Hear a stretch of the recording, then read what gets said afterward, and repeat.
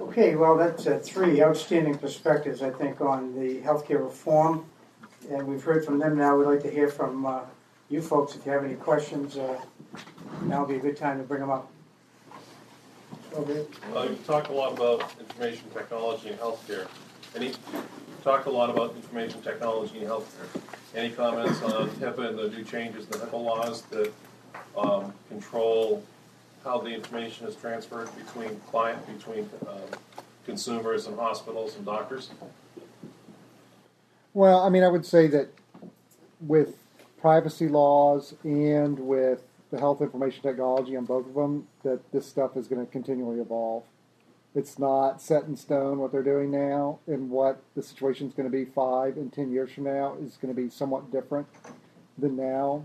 And in a sense, we'll see the technology narrow, and we'll see, presumably, the privacy sort of lessen in a sense, as medical records are communicated more freely between providers. A lot of privacy advocates haven't gotten up in arms yet over sort of the trend on this. We'll see if that continues. Yeah, I would just add to that. I think that is certainly one of the major concerns when we talk about, won't it be great when your record's totally connected, you can move across your community and everybody can look at your record and know that, what your conditions are and your history and find all those things and learn that you were in the emergency room yesterday and what was done. And I don't know, is that a good thing? I feel kind of edgy right now. All these people know that about me. So the privacy, I think there will be some specter of concern over that, and of course the next one big giant breach will totally slam the whole thing down again and cause some rethinking. I do have a good amount of confidence though in some of the people who are designing the systems and based on experience, so it will be a work in progress, but it certainly it's a risk or a concern to the public that's out there. Yeah, I mean it's interesting because the lifeblood of what we do, much like a hospital, is people's medical information, and we move it around all over the place, and we spend, believe me, a enormous amount of money to make sure that we're compliant and all these other things. But I have to say that there's a disconnect between what the laws say and the people that advocate those laws from the real life experience of people when they're sick. I mean, I've never heard a patient in the context of our work say, "Boy, don't share my medical records with anybody," right? I mean, they're calling because they want their records shared with people so they can get help to solve their problem. I also think that younger people are less concerned about privacy than people maybe my age and above. I mean, although I self-publish a lot, I blog, I tweet, I Facebook. So I mean, if my medical situation, I might even be sitting in the hospital saying, "Yeah, they're taking off my leg now," and They won't do that. Don't let them do that. No, the anesthesia will disable you. Oh, shoot! All right. Well, don't let them take off my leg. But I think that is also something that will change because I think people are less attuned to that at a younger age. Sure. Right here. Good evening. Very, very good discussion. I really do appreciate it. I'm a CNHP, which is a certified natural health professional in natural health sciences, and I wanted to know if either of all three of you could speak on the commitment that the pharmaceutical side has to nutraceuticals or homeopathy has to the healthcare industry, because I appreciated seeing some of the slides on it, but I don't necessarily see it as committed to wellness and prevention. Mm-hmm. Well, from a federal perspective, there's always sort of a toing and froing on this, in the sense you have, when I worked in the Senate, I was certainly lobbied by people that would come and say, we need to have more access to these type of things. But at the same time, you get these safety advocates who come in and say, look, these things are not regulated in some ways, and, people may take stuff and then they're hurt by it. But regulation sometimes then removes, then you don't even have access to it. And that tension is not sort of resolved itself going forward. That being said, things that are somewhat on the edge of medical care are unlikely to ever be directly reimbursed by the federal government, unless there's like some massive studies that really show that, no, this stuff really does help versus other alternatives, which has its pros and cons when you think about it. There seems to be sort of a lock on the science that, if you're not in the scientific world, if you're not in that circle, you're not going to get reimbursed by the federal government. You're not going to be covered by Medicare, which probably keeps out some good stuff and keeps out some bad stuff. That's probably not going to change. Unfortunately, I agree with him that it's a tight world. It is like the big pharma world and the challenges of the FDA and that whole process, which is flawed, and even to get through that is challenging enough, and even more so for other types of products. I mean, I'm just upset that I have to get a doctor's note now to get my calcium, part of my flexible benefit, and starting in January, so I have to pester my doctor to write me the calcium note. So they're not going in that direction that you're looking for. Okay. Questions? Go back there. Evan, you seem to imply that the trouble with diagnosis is not enough time. But isn't your business model set up that you're looking for the world's leading diagnosticians in certain areas? And the problem is that the average doctor is not a good diagnostician. So is there any real data that says, if you give somebody more time, that they'll figure it out, as opposed to the problem you have is a human-based system. The average person is okay, not great. And we also have a shortage in human-based system. So those things come in conflict. So are there any data that say that if you give doctors more time, they'll do it better? Yeah, there's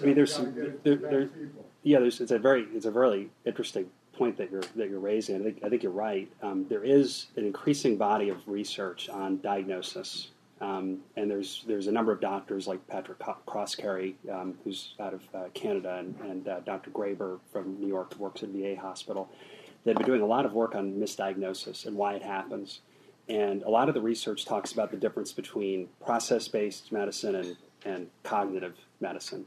And the problems that take place in cognitive medicine, they've been able to show, are very reliant on, I'm using a shorthand word, time. It's ironic because they talk about heuristics, shortcuts, premature closure. They teach doctors, don't listen, you hear hoofbeats, look for horses, not zebras. The reality is there's a lot more zebras out there when you don't spend a lot of time to look. And so the data supports that. What we do is we say, you're right, we want to find the world's leading diagnostician. The trouble is the world's leading diagnostician is got his day filled with patients that don't necessarily need to be with the world's leading diagnostician. So if we can summarize the information and get it in front of the person, he can look at that, and his 15 minutes is high quality because it's been leveraged with all the time we've used of our initial round of doctors looking at it. But I think you raise exactly the right point. But it's just a follow-up, because there's been a lot of IT done to try to help doctors do diagnosis, and so far it hasn't worked. And doctors are not super early adopters of technology, I must say. I'm being kind. So I think it's hard. I think it's just hard. I mean, I think it'd be great if there were ways to help doctors do that better. It hasn't happened yet. I'll just make a comment on that. I think that, IT has a big role in that. The transparency of information for patients is important, and the value-based purchasing that Karen mentioned is what it's all about. They want to show good outcomes and inform people of that. It's, as a physician once told me, I can say this, I guess. Everybody holds physicians put them on a pedestal, and in my experience over the years, I try to advise people that not every physician is good at what your problem is, and you need to find the right person. And as this physician friend of mine said, when it comes to physicians, the old horse paradox comes to play, and that the horse paradox is there's more horses' asses than there are horses, and so you got to be careful about who you really go to see for what you got. But most people just are blind to that whole thing. So it's a great question. Other questions? Thank you. This is probably a question for Karen. Given that the Massachusetts healthcare law is already in effect, as a health consumer, we can tell already that there's a shortage of physicians. But that's one of the things that we can see just from the outside. As an entrepreneur, if I go into a hospital system trying to sell some kind of service or a product, are there some top things that you like on the lookout for that you think will be needed nationwide based on what the experience in Massachusetts has been? Well, that's a complicated question, but I think the opportunity is actually in the non-hospital care, the pre-hospital care, and I should have put this in my slides. One of the most disruptive innovations in healthcare has been the retail-based clinics. They are sucking business out of like physicians' offices, hospital-based practices. Their volume is growing exponentially every year. They have excellent quality. They have they're run by nurses. But they use protocols, and when it gets past those first 8 questions, and they only see like 7 conditions, upper respiratory, sore throat, back pain, UTI, a couple things, protocol based, and so it gets past the next question, and I have a family history X. They say you need to be referred. IT driven. I haven't even heard of any litigation whatsoever. So there's plenty more opportunity for that. And the next business they just started going into is chronic disease management. So you think they're like the doc in the box, nurse in the box thing. Now they have contracts in probably, I don't know, at least a dozen states now for chronic disease management. And the big, like I think Aetna, United Health Group, et cetera, are paying them to manage populations that can't get to see their PCP. And they're managing congestive heart failure, COPD, and other diseases. So I don't know how I forgot that slide. That's the most disruptive thing I've seen in terms of the healthcare model. And it uses technology. They know how to listen, and they stop before it gets too far, and they have great outcomes. So pre-hospital, non-hospital care is where is making more money. The dollars are shrinking in hospitals, and there will be some more closures in Massachusetts. I can't tell you who, though. I'll make one comment there too. I think you hear a lot about the Massachusetts example of how Mass Health has worked, and there's been some good things, but there's been some bad things. Karen mentioned about the emergency room. I don't know if you've been in an emergency room in the last year and a half, but they're chock full, and I read over a third of the patients are not there for emergent care. And the reason is that they now have health insurance, but they don't have a primary care physician. And even my own primary care guy, I talk to his nurse practitioners all the time because I see them more than I see him. But and they just are turning away people. They just can't take on the number of people that want to see somebody. So as you look at your opportunities, Massachusetts is a pretty good example of what you're going to get on the national scale, and it's right here, and you get a good chance to look at it. Another question, sure. We talked about the opportunities for nurses, but how about pharmacists? It seems like they're going to get squeezed, but we're graduating a lot of pharmacists, and there's not enough primary care physicians. Is there a role? Is there an emerging role for pharmacists, or are they going to be restricted and just reimbursement squeezed? I would comment that, first of all, I would applaud your profession in that the degree is now the PharmD to go into practice. The nurses are still dinking along with LPN degrees and others, and still having the fight. They've been fighting for 20 years about BSN and 10, and or BSN is the entry level to practice. So I applaud your profession for acknowledging that pharmacy is a worthwhile profession that should have a degree such as that. The opportunities I see for pharmacists, just from my limited kind of hospital view, more is in some of the clinical informatics work to think about that kind of stuff, and also in they do a great service to patients in when they participate in clinical rounding. So they do in terms of patient safety. It's often the pharmacist that does the catch of the near miss, and hospitals that are having better results in infection management, preventing ventilator pneumonia, preventing other kinds of infections, getting patients out of ICUs faster, preventing errors, and especially in the Jerry Farm, older patients' medication use. They are huge contributors to that, but I'm thinking still it's an in-hospital clinical-based pharmacy model. But I think it's a role that's proving its value in terms of preventing medical errors. So to think about entrepreneurially, how can you bring that to another setting? Right now the pharmacist is in worse shape than the doctor in the retail setting. A retail pharmacist, those poor people. Oh, you could cry for those people. So, wouldn't it be great if they had the time to take the time to listen, to know more? So I don't know to turn that into an opportunity. But certainly there's room for patient care improvement, and pharmacists can contribute to that. You have to think demand for their services are going to increase if healthcare reform goes into effect. I mean, you get insurance coverage, you're going to consume a lot more healthcare, including pharmaceuticals. You're going to need to see your pharmacist. So it's probably a pretty good area to go into. They're definitely under reimbursement pressure on the Medicaid side. They got reimbursed quite generously, and that's changing. Actually, I just add a follow-on to that, is that when the nurse-managed clinic opens in my town, they're going to need a pharmacist to help them with the clinical consulting. So, Sure, right here. Not so much a question, although a statement, and feel free to expand on it.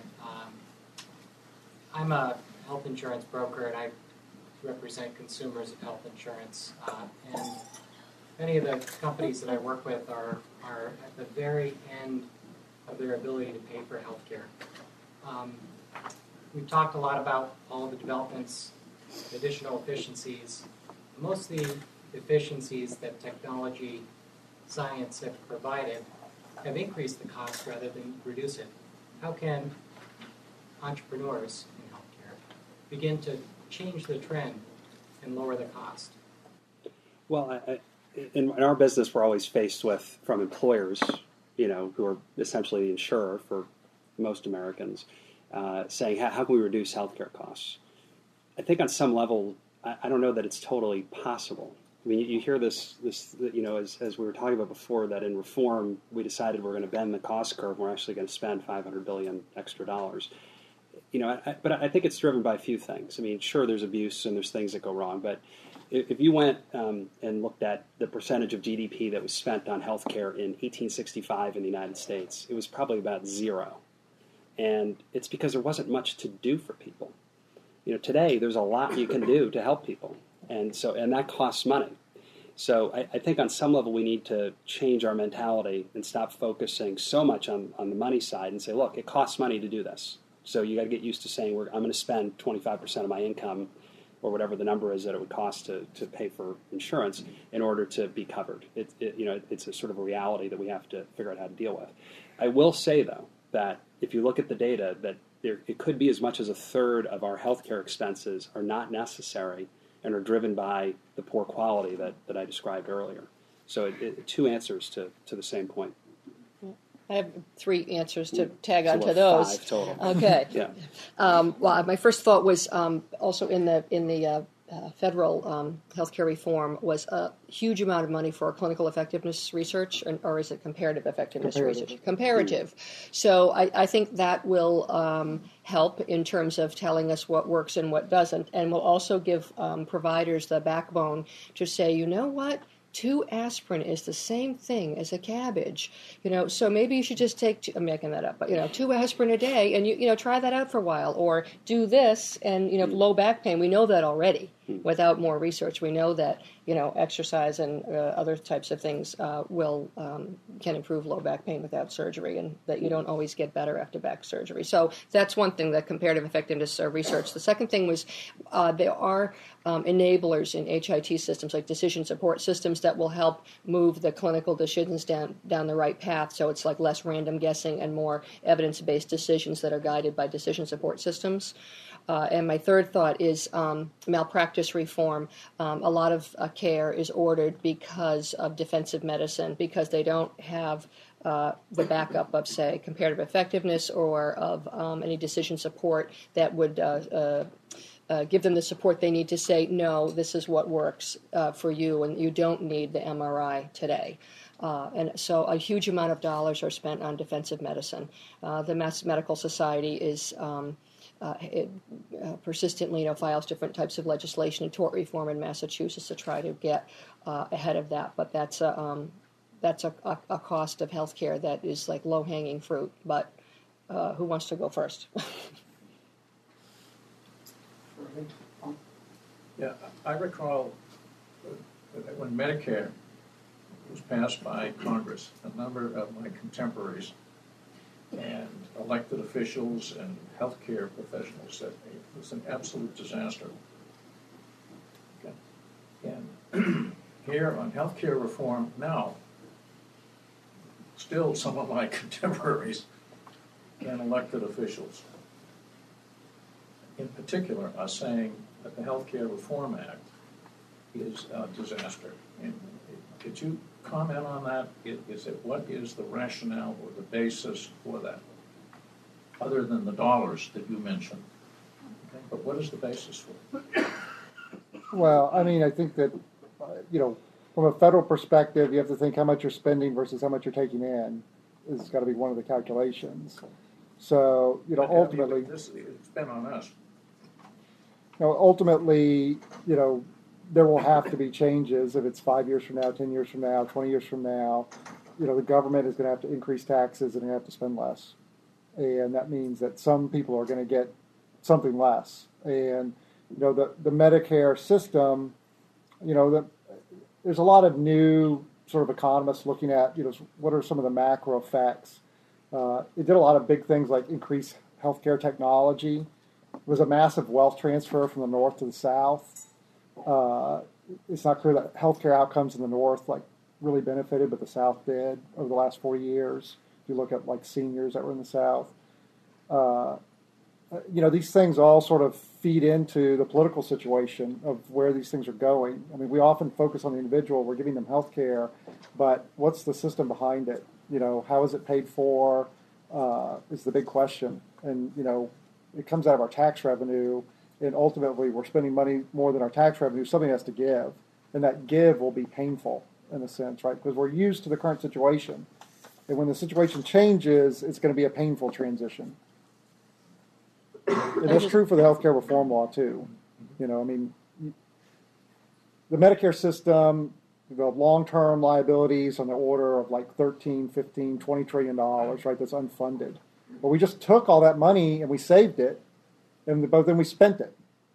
So those liabilities have now, not only do we not have those savings anymore, we spent all that money providing new coverage. The debt hasn't gone away. It still exists. It has to be paid one day. And when that debt comes due, it'll be a painful process. I would just add to that a couple things. Change and choice and fear. People don't like change, period. Doesn't matter what it is. So that's right there. Don't like that. Choice, folks are worried that their choices will be limited. Choices in seeing which provider, choices of, that individual mandate, employer mandates, whatever. They're terrified of being driven down, cattle down some pathway, and just a fear of that they will have less, not more. And Americans are always about more, not less. So I think it's very knee jerk. And then also the bill was 3,000 pages or something. So nobody actually read it or understood it. So it's very easy to go, wow, look at that big scary thing. It's going to try to make change in my life. I hate it. So we'll see. One of the things is that there's really two different healthcare systems in the United States. You got the government piece, which is what they spent a lot of time reforming, and then you've got the private sector.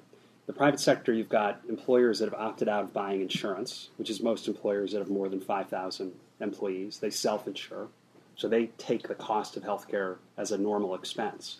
And they spend a lot of time and effort doing a lot of really innovative things that actually impact the quality and cost of care. The people that get squeezed in here are the small employers and the medium-sized employers that have to go to one of these insurance companies and buy coverage.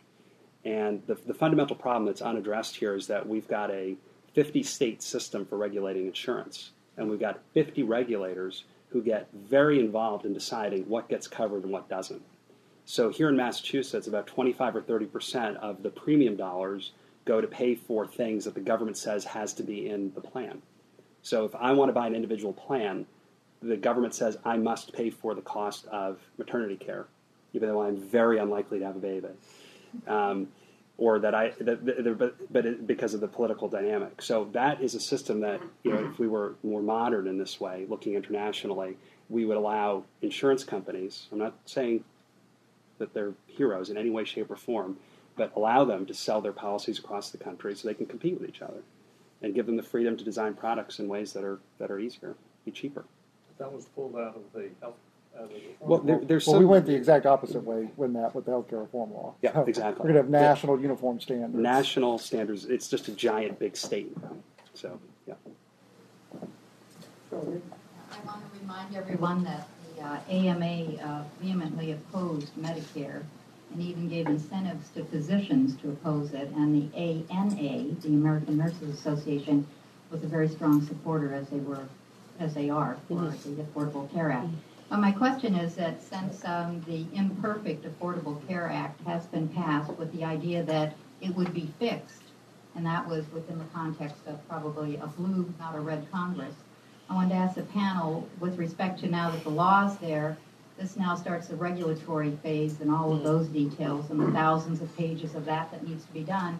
What do you think is that greatest risk of not being fixed or involved with the regulations because of this change from a Democratic to a Republican Congress? Well, I don't think even if Congress had remained the same that there would be any huge changes in the law in the next 2 years. You know, the law itself clearly had some early implementation problems that if they would have thought about, given just a second of thought, it was obvious that they were going to occur.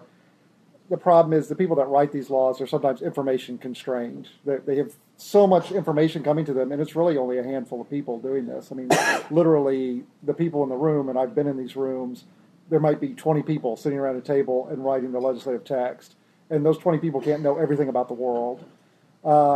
And we see it. You know, the part of the law is basically that your health plan has to cover at least $750,000 in annual costs. Well, there's hundreds, if not millions of people in the United States who have health plans that cover less than that. And those plans are now going to be technically illegal at the beginning of the year. So the administration has to give all these waivers out to all these companies saying, well, we'll allow you to keep those plans. You know, they clearly should have implemented that in 2014 and not now. I'm a little skeptical that the administration really has legal authority to do those waivers, but no one's going to say you can't do that. They're going to do those. So what is the administration going to do? They're not going to rely on Congress. They're going to say, oh, we have a problem. We're just going to ignore what the law says, or we're going to implement something different than what the law says until we're at a point in time where it makes more sense to do what the law says. And they're already doing it, and they're going to continue to do it. They wouldn't have relied on Congress to try to fix any of those things, even if it had remained in Democrat hands. I don't know how to answer that question. I think on the flip side, though, is what's seemingly popular. I'm already meeting with people and talking to people that are thrilled that they're able to stay on their parents' insurance while they're in college.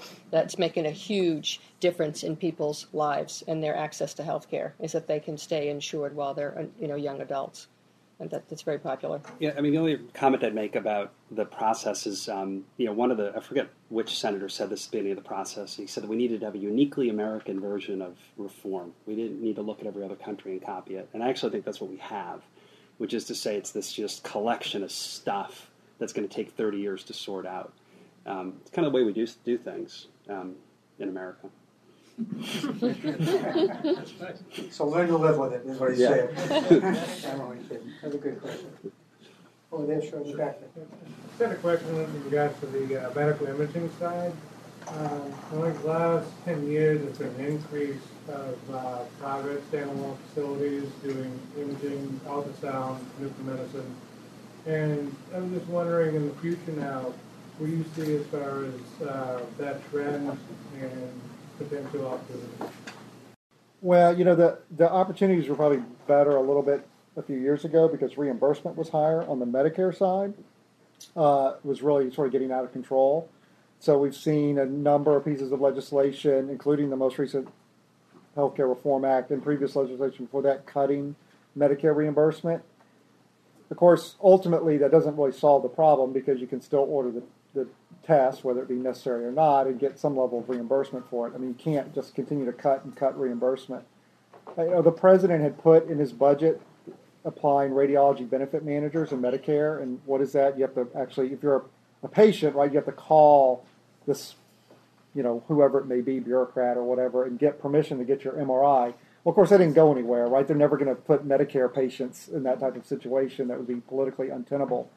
So, it can be a good area as long as you factor in that reimbursement in the Medicare side is going to be cut, and the private sector is looking for ways to control imaging because it's really being very heavily utilized, maybe some unnecessarily. I'll go back with you. There's a hospital up in Canada, I believe, called the Shoulder Center that does hernia surgery, and it's a very set procedure, evidence-based guidelines as to what works. They get people in, screen them, and discharge them within days, have them walking within hours of the surgery. Very effective, very low cost, and it's a very efficient model for doing that particular type of surgery. Do you see, with the changes in healthcare, the cuts, and all of the things that are happening, that you might see specialty hospitals crop up in the United States to do some of the more common procedures that are done, like at this hospital up in Canada? Doubtful.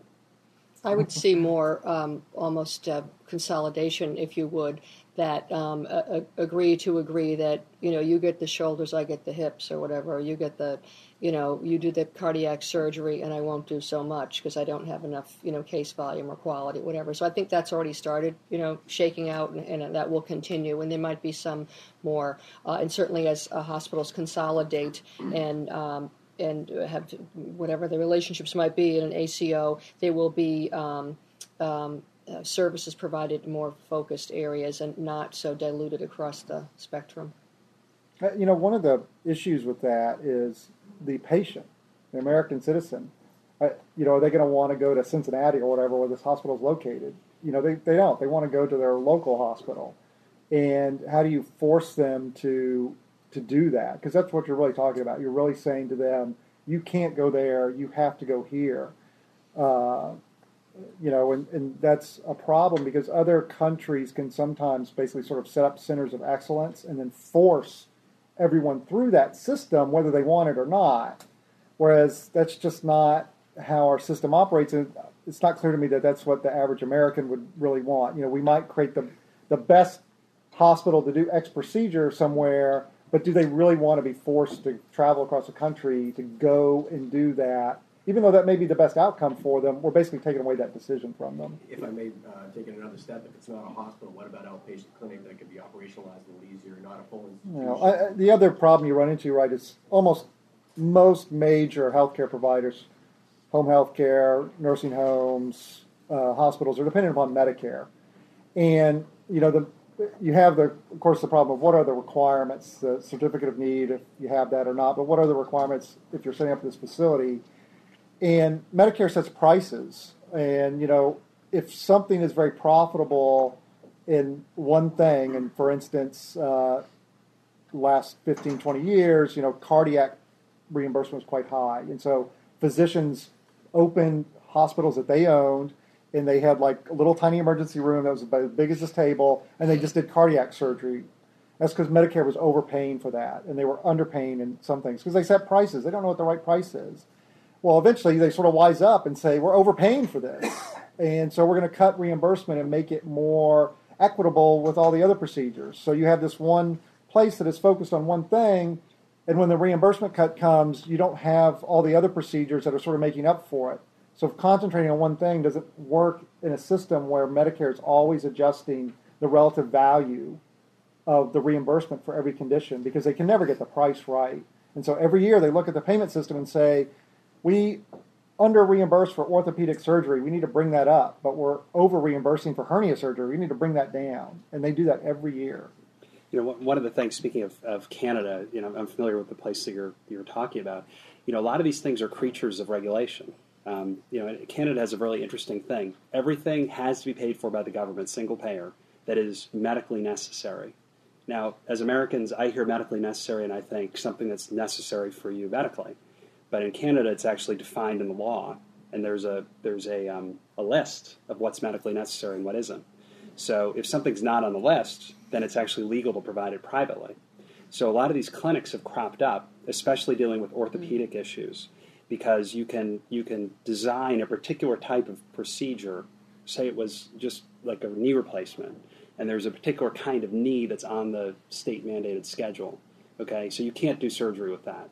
But if you use a new knee, different knee, not on the schedule, you can go to town and open up a clinic. So there's always these unintended consequences, and it would be nice if what was happening is that the Canadians were sitting down saying, how can we do this better? And what's happening is they're saying, oh, there's a way to get people into the system. Yeah, so they're humans even up in Canada.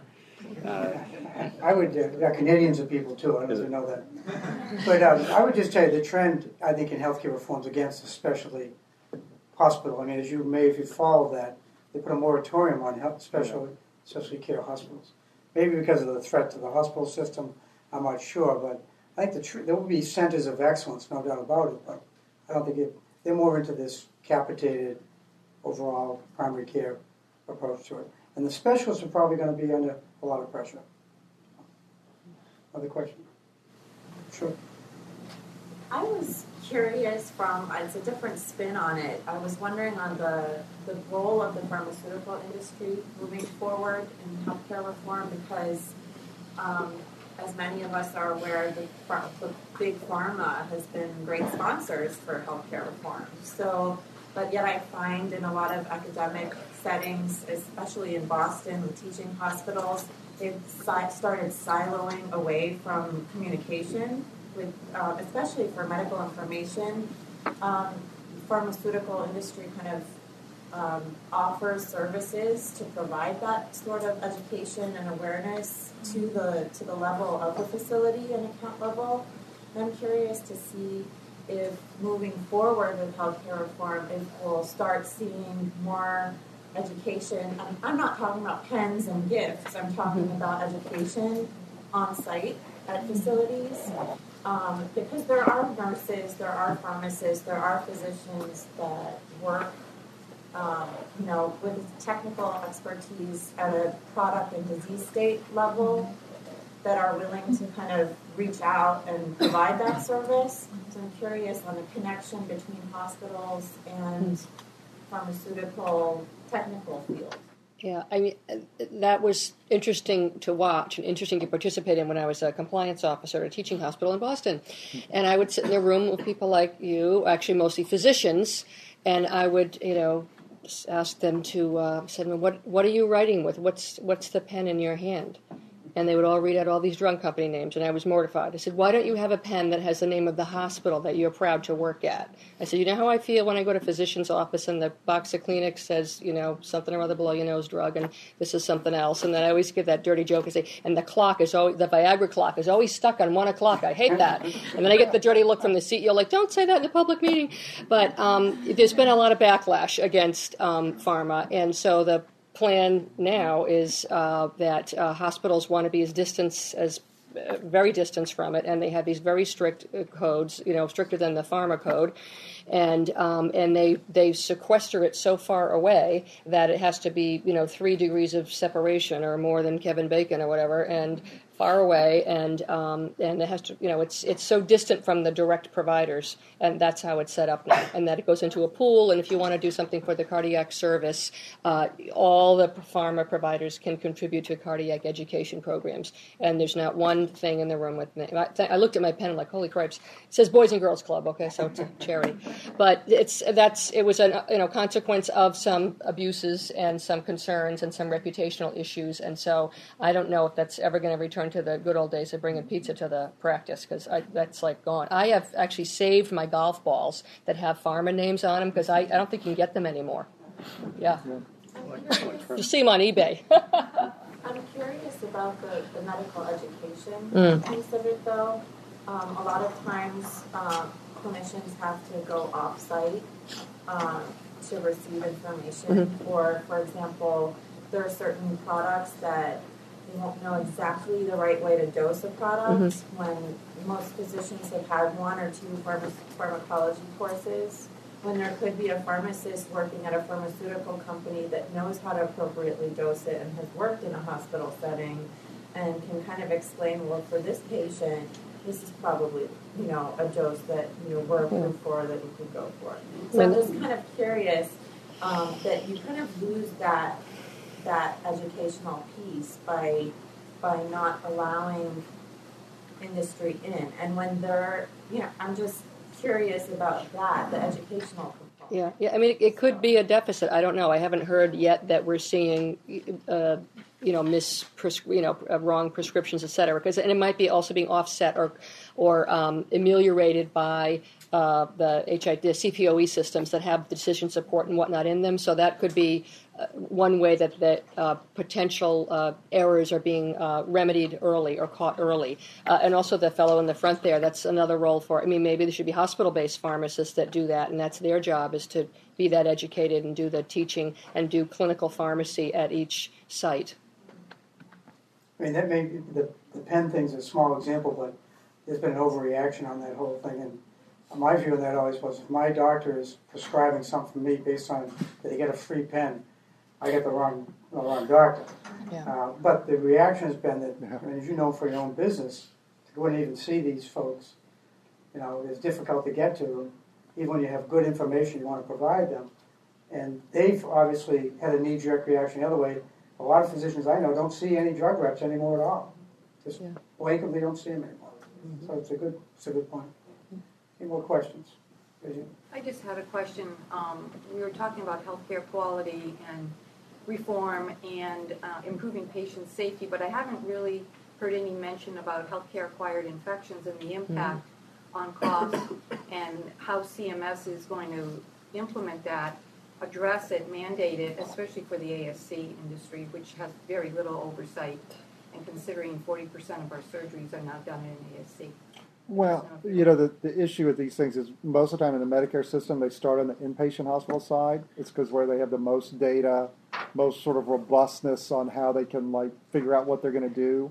And a few years ago, CMS did basically release a regulation and say, for these conditions that are acquired in the hospital, we're not going to reimburse, or we're going to reimburse at a lower level. And they also did the never events too, which shocked me. Figured out that you get it used to be until a few recent years ago that if you had the wrong leg amputated, Medicare would go ahead and pay for that. But they stopped doing that. But the reason that that happens on the inpatient side is because they do have sort of the data and the system set up to do this.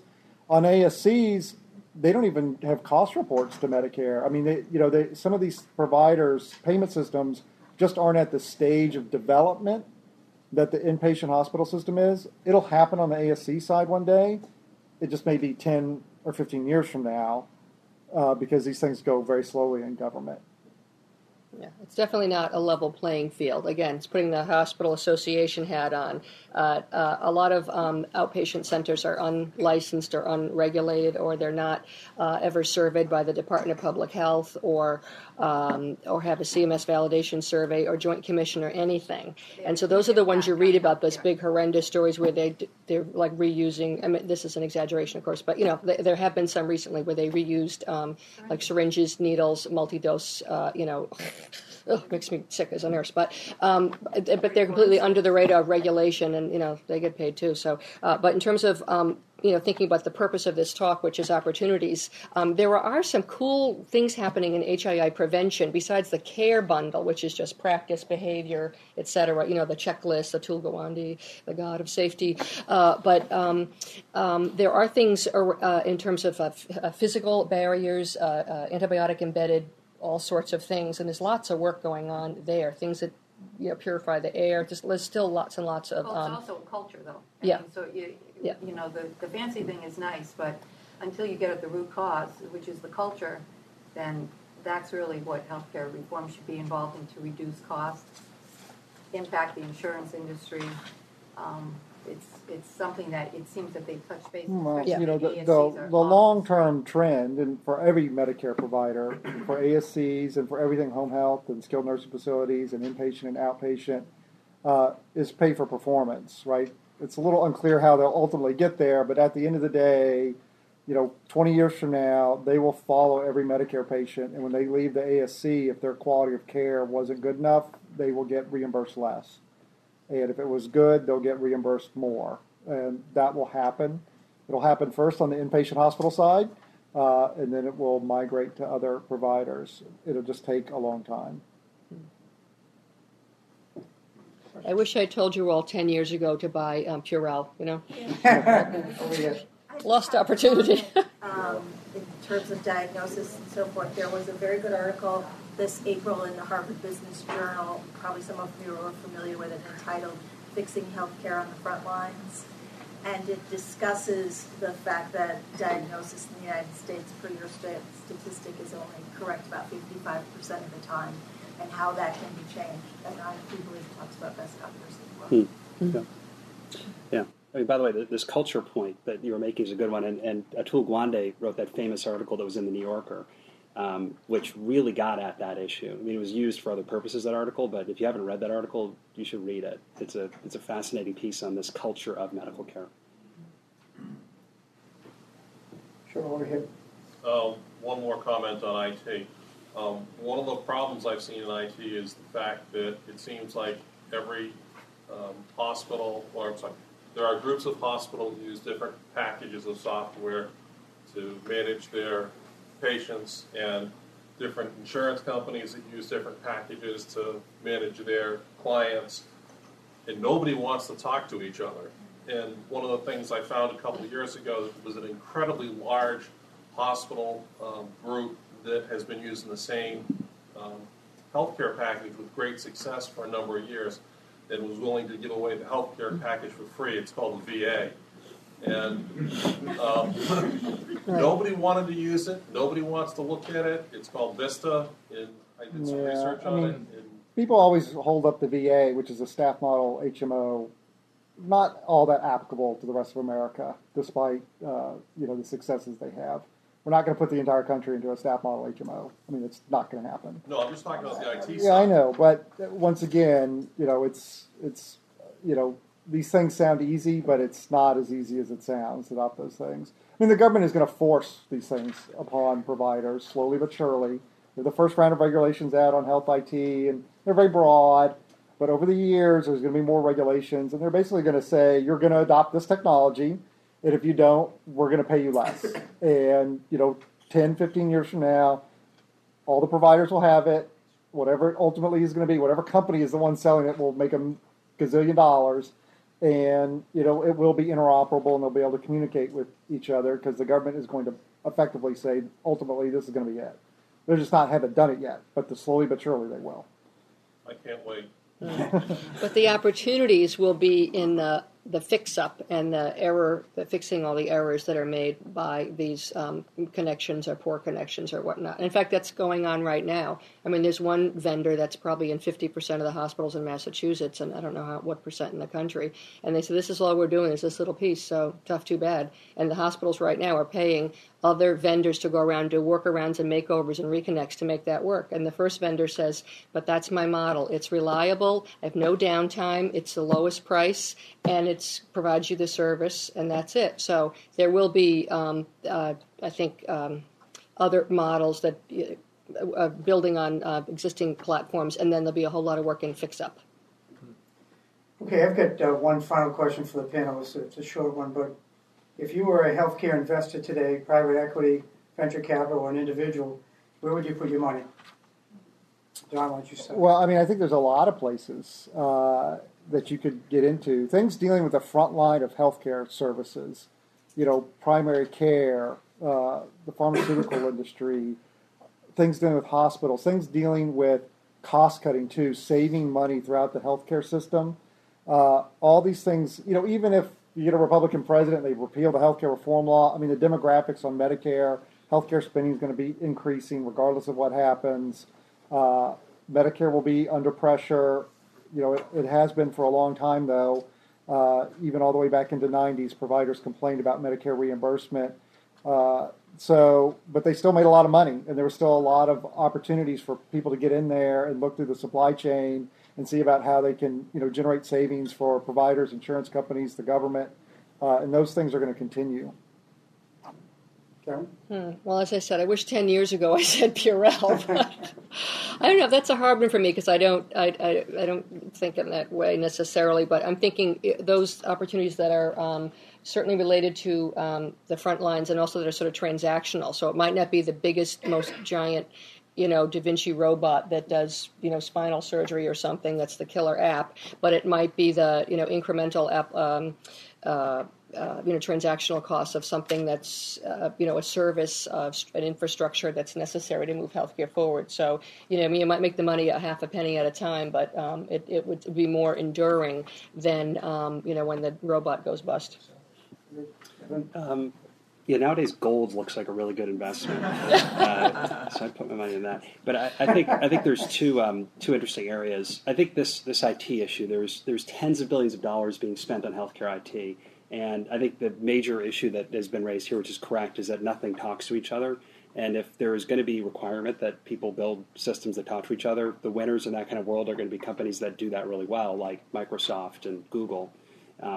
Don't think of those as healthcare companies, but they're both doing very interesting things in healthcare, and there's no reason to think they couldn't be the standard. The other thing that I think is, again, a bit unusual to say is I think the health plans end up being winners in what happened with reform, mostly because they've been essentially converted into public utilities. And public utilities, over the course of 100 years, pay out pretty steady. They're going to have locked-in market share, set prices, built-in profits, and they may be pretty steady investments over the years. Both are depressing answers to the question. So this is why I go back to gold. And if you want to invest in best doctors, I've got all my money in that company. Right. Yeah, I just want to say I think we had 3 very high-quality panelists here today. I want to give them a round of applause.